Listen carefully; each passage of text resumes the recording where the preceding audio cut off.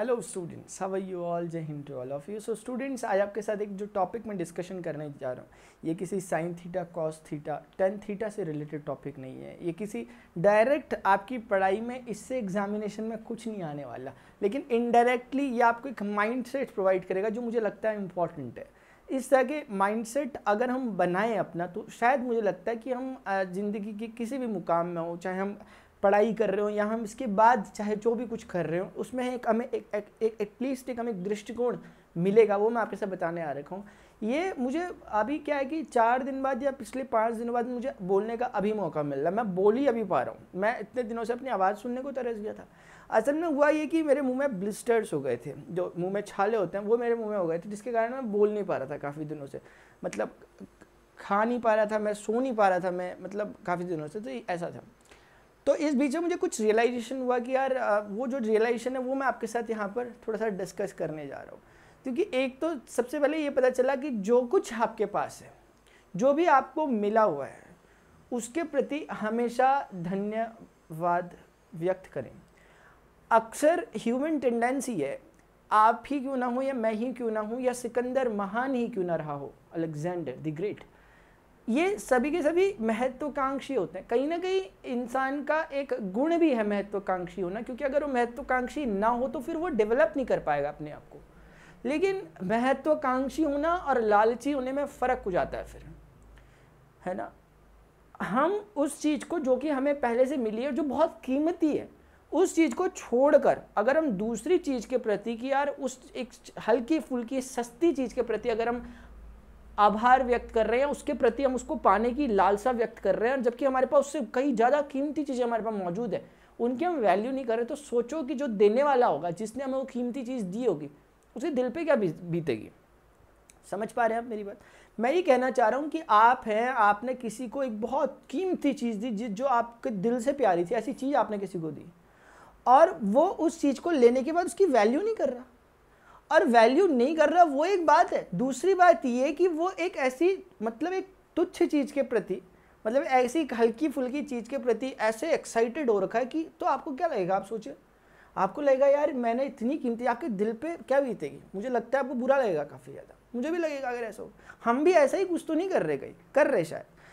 हमारे पास इतनी ज़्यादा कीमती चीज़ें हमें मिली हुई हैं, जैसे कि जुबान, जैसे कि हमारी आँखें। अगर आँखें ना हो तो इंसान इस दुनिया को कैसे देखे? 2 दिन के लिए फील करें।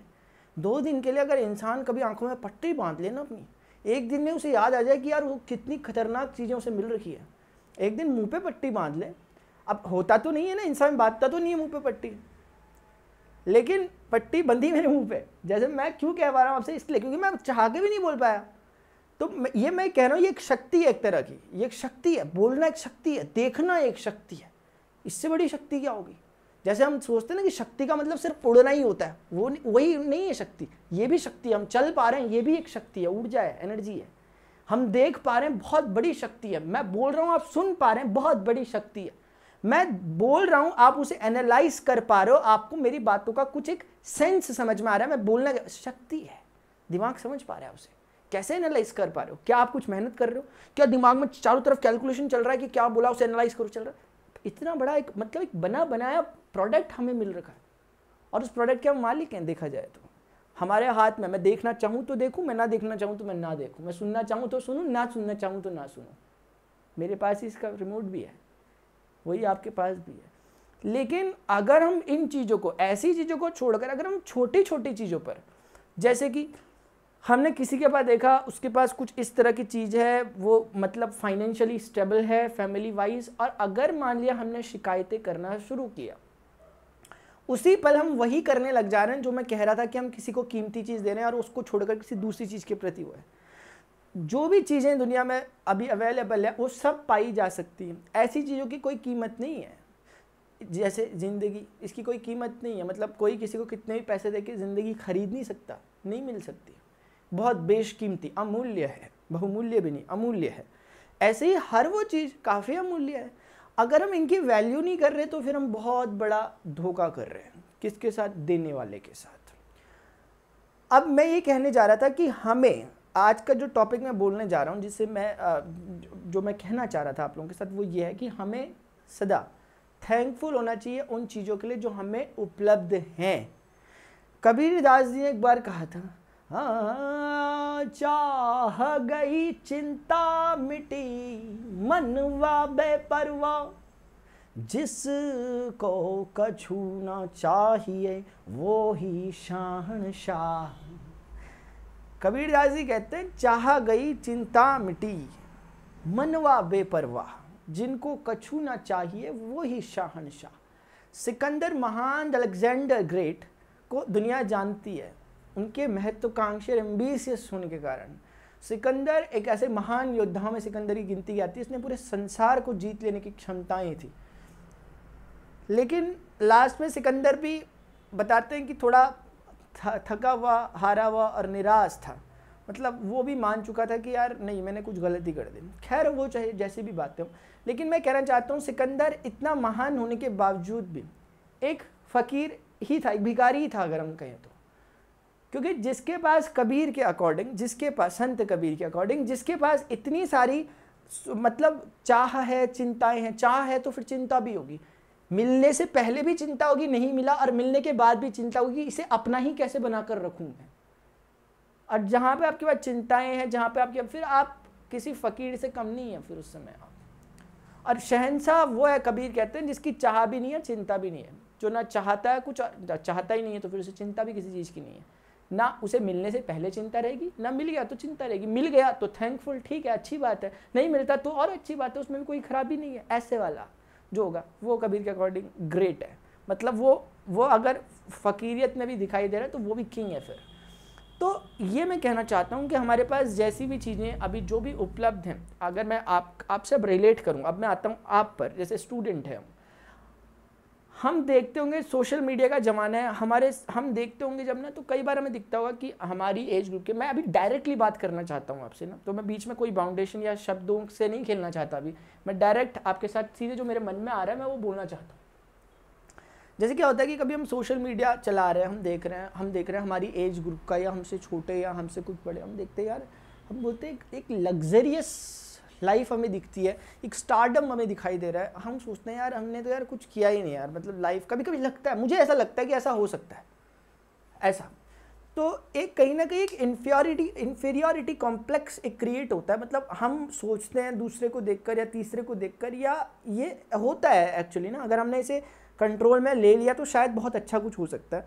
मतलब इस तरह का कि दूसरे को देखकर हमें ये वाली भावना कि यार ठीक है वो अच्छा कर रहा है, वो एक अच्छी बात है, उसमें कोई दिक्कत नहीं है, लेकिन अपने को कम आंकना, अपने को कभी कभी ऐसा समझ लेना कि यार मैं नहीं कर पा रहा। क्योंकि कई बार स्टूडेंट मुझे इस तरह के मैसेजेस करते हैं तो मुझे लगता है उनकी बातों से, कभी मैं उनसे बात करता हूँ फ़ोन में, मुझे लगता है उनकी बातों से कि कोई एग्ज़ाम नहीं क्लियर हो पाया या कुछ नहीं हो पाया या मैथ समझ में नहीं आई, तो उन्होंने सोच लिया कि यार हम किसी काम के नहीं है, ऐसा वाली बात। ऐसा बिल्कुल भी नहीं है यार, ये एक बहुत छोटा सा हिस्सा है, पढ़ाई लिखाई ये एक बहुत छोटा सा हिस्सा, कोई भी चीज़ एक बहुत छोटा सा हिस्सा है। अगर आप यहाँ से स्ट्रांग हो ना, यहाँ से अगर आप पॉजिटिव हो ना, पॉजिटिव इसके लिए कि जो आप कर रहे हो आप ऑनेस्टली कर रहे हो, अब रिजल्ट मिलता है तो मिले, नहीं मिलता तो मुझे फ़र्क नहीं पड़ रहा यार। लोग आपको कहते हैं तो कहें, नहीं कहते तो ना कहें यार। आपको मतलब दूसरों की नज़रों से अपने आप को ना देखें। दूसरा कुछ कर रहा है ठीक है, उसके लिए पॉसिबिलिटी इस तरह की सिचुएशंस क्रिएट हो गएंगी, उसने कर दिया, वो और आप में फ़र्क क्या है? बुनियादी रूप से कोई नहीं। जैसे वो एक चीज़ है वैसी आप एक चीज़ हो। अगर आपकी जगह वो होता, वो भी यही सोचता जो आज आप सोच रहे हो उसके लिए। तो असल में सारी चीज़ें हम इंसान, अगर आप थोड़ा सा कभी सोच के देखें हम कौन है, इंसान है। इंसान कहाँ रह रहा है? पृथ्वी के एक कोने में। आप जिस जगह पे रह रहे हो वो कोना एक डिस्ट्रिक्ट में आता है, वो डिस्ट्रिक्ट एक स्टेट में आता है, वो स्टेट एक नेशन के अंदर आता है, वो नेशन एक पृथ्वी के अंदर आता है, पृथ्वी सौर मंडल के अंदर, फिर न जाने कितनी गैलेक्सीज के अंदर। कहाँ हो आप अब? या वो इंसान जिसको आप तोप समझ बैठे हैं आज, कहाँ है वो? कहीं नहीं है। तो कहने का मतलब है इस पूरे, अगर हम सोचें पूरे यूनिवर्स के सामने, तो बेसिकली हम सभी के सभी हैं कुछ नहीं। एक पॉइंट भी बहुत बड़ी बात हो गई कहना, वो भी नहीं है। और इसमें अगर हम मान लिया अपनी उस इतनी बेशकीमती लाइफ जैसी जो चीज़ हमें अगर मिली है, उसके लिए अगर हम कृतज्ञ नहीं है, अगर हम मान लेते हैं उस चीज़ के प्रति, अगर हम थैंकफुल ना होकर अगर हम दूसरे को अपने से ज़्यादा श्रेष्ठ समझ रहे हैं, अच्छा समझ रहे हैं, वो बड़ी, उसमें कोई दिक्कत नहीं है। मतलब आप एक इक्वलिटी की भावना रखा करो। अगर आप कभी किसी को देखते हो कोई सक्सेसफुल है तो प्लीज़ उसके लिए वही भावना रखें जो आप चाहते हो कि कल आप सक्सेसफुल हो तो आपके लिए कोई रखे, वो भावना उसके लिए होनी चाहिए। मतलब अगर मैं कहूँ तो कम से कम मैं ये कहना चाहता हूँ कि एक तरह का इन्फीरियरिटी, हीनता की भावना वो ना हो, और दूसरी ईर्ष्या की भावना वो ना हो। इन दोनों भावना अगर नहीं है तो फिर आप जरूर सफल होंगे। आप सफल नहीं, आप सफलतम होंगे फिर उस समय। इसीलिए अगर कभी हम ऐसा करते हैं कि हमने किसी सक्सेसफुल इंसान को देखा और हम उससे कभी कभी मान लिया, ये इंसान का एक नेचर है, स्वभाव है कि अगर बाई चांस हम उससे किसी प्रकार का एक द्वेष या कुछ एक ईर्ष्या टाइप की अगर हम रख रहे हैं किसी कारण से बाई चांस, तो आप जानते हैं सफलता नाराज होती है, क्योंकि आप व्यक्ति से नहीं उसकी सफलता से ईर्ष्या कर रहे हैं। जब आप उसकी सफलता से ईर्ष्या कर रहे होते हो तो उसकी सफलता फिर बदला लेती है। वो कहती है ठीक ही है यार, उसके पास नहीं गई, देखो तो क्योंकि ऐसे लोगों के पास कभी सफलता आती भी नहीं है। कभी आपको दिख रहा होगा कि कोई इंसान यार बहुत यार कितना सक्सेसफुल है यार, इसमें इतनी सारी इतनी खूबियाँ तो मेरे में यार, मैं नहीं हूँ यार, ये कैसे है यार, इस पे तो मैं तो इससे इस मामले में तेज हूँ, मैं तो इससे इस मामले में तेज हूँ, मैं इसकी जगह होना चाहिए था, ये मेरी जगह कैसे आ गया, मतलब वो इतना महान बनता जा रहा, मैं क्यों नहीं बन रहा। कभी इस तरह की भावना अगर आपके मन में आए तो ध्यान रखना, कई बार जो सफलताएँ होती हैं या इस तरह की जो चीज़ होती है वो आपकी परीक्षाएँ भी ले रही होती है। कई बार वो चेक कर रही होती है आपको, आपके पेशेंस को। उस समय हम टूटे ना कम से कम, क्योंकि मतलब जो आप असल में कोई व्यक्ति जब सफल होता है ना तो वो सफल वो नहीं है जो दिख रहा है, असल में वो अंदर से कितना ज़्यादा सेटिस्फाई है अपनी मिली हुई चीज़ से, वो इम्पोर्टेंट है।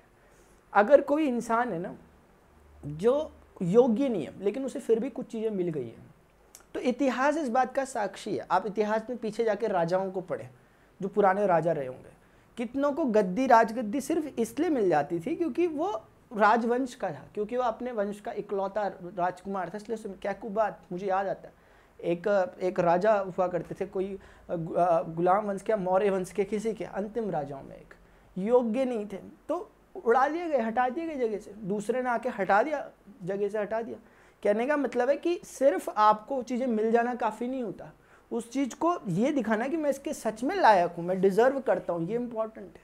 चंद्रगुप्त मौर्य कोई आपके कोई ऐसे उसके राजा नहीं थे जो हम कहें कि यार राजवंश के थे, राजवंश के नहीं थे वो, लेकिन फिर भी चंद्रगुप्त मौर्य ने अपनी प्रतिभा के आधार पर बताया कि मैं राजा बने वो। तो मैं ये कहना चाहता हूँ कि ऐसा ही होना चाहिए। मतलब ज़रूरी नहीं है कि आपको पहले से ही सब कुछ मिला, जिसको रेडीमेड मिलता है वो टिकता भी नहीं, मेरा भी मानना ये भी है।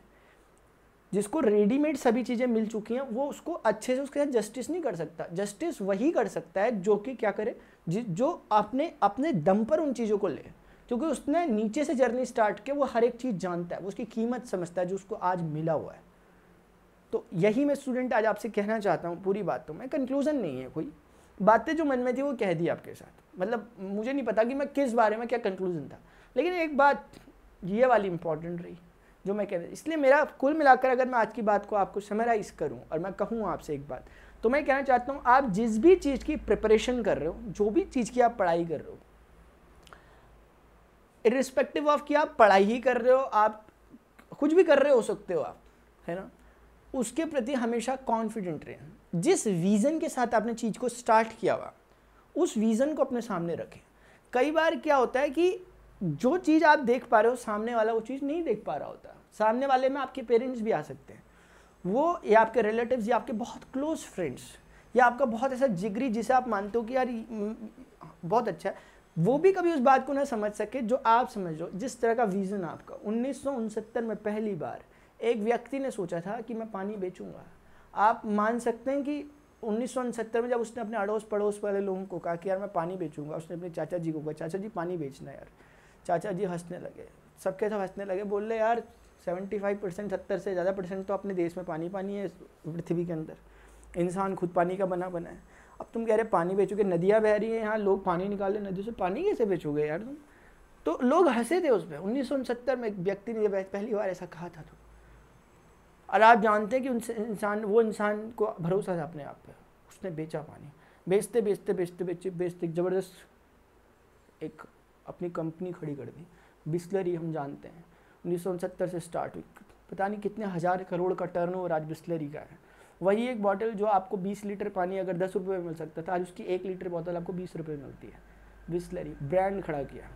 तो ये एक दिन में खड़ा नहीं हुआ, इसके पीछे आप सोच सकते हैं कि कितना अपने को उस जगह पे रख कर देखें। अभी की बिस्लरी से कंपेयर मत करें अपने आप को, अब कंपैरिजन नहीं होना चाहिए।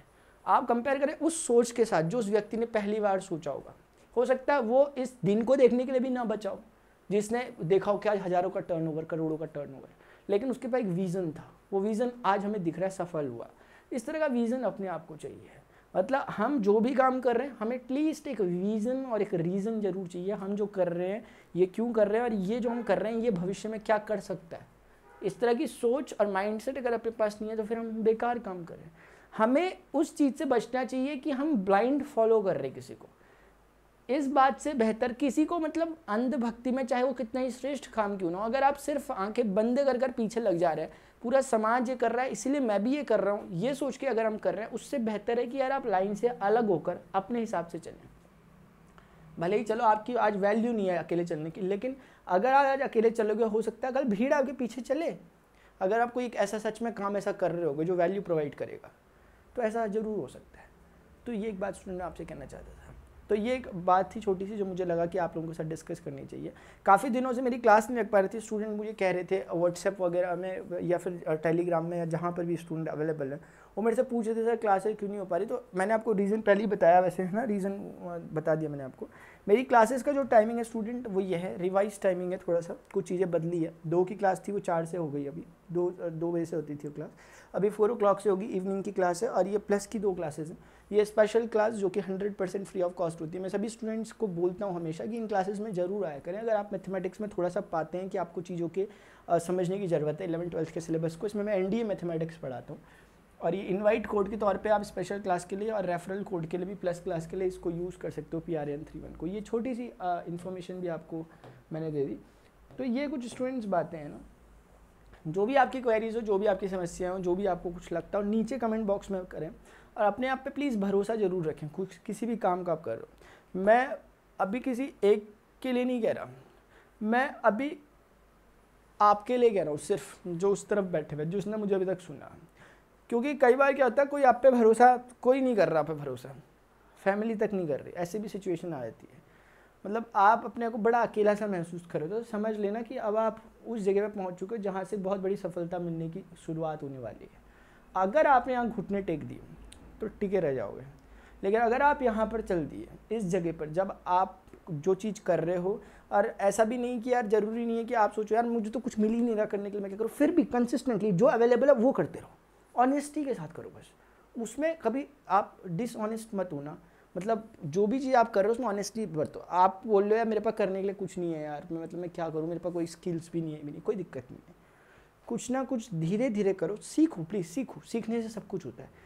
सीखो, अभी आज उसमें 0 हो सकते हो, थोड़ा सा इम्प्रूवमेंट, थोड़ा सा इम्प्रूवमेंट, थोड़ा सा इम्प्रूवमेंट, ये धीरे धीरे धीरे धीरे करके आपको स्किल्ड बनाएगा। आप धीरे धीरे करके जरूर इस लायक जरूर बनेंगे कि आप आगे आकर कुछ कर सकें उस चीज़ में, लेकिन ऑनेस्टली करना पड़ेगा आपको चीज़ों को। और दूसरा, पेशेंस के साथ करना पड़ेगा। एक दिन में सफलता नहीं मिलती, लेकिन एक दिन जरूर मिलती है अगर हम लगातार मेहनत करें। जो भी आप कर सकते हैं करें, प्लीज़ इवॉल्व करें, चीज़ों के बारे में सोचें, एक्सप्लोर करें, मतलब एक्सप्लोर करें। आपके पास ऐसी ऐसी चीज़ें आज, मतलब अगर कोई इंसान अगर आज करना चाहता है ना, अगर वो दृढ़ संकल्प लेकर अगर वो करने पर उतर जाए कि मैंने करना है, पहले अपना डोमेन छांटे, नीट छांटे अपने की किस में आपको वर्क करना है, फिर उसमें धीरे धीरे करके सीखें, चीज़ों को सीखें। पहले दिन ही, ऐसा नहीं कि आप पहले दिन ही मास्टर बन जाओगे, धीरे धीरे उस पर टाइम दो, जो भी चीज़ आप चाहते हो, और धीरे धीरे आप बहुत अच्छा कुछ करेंगे भी। तो स्टूडेंट्स अभी के लिए इतना ही, मिलते हैं अपने नेक्स्ट सेशन में। Till then good bye, see you, take care, जय हिंद।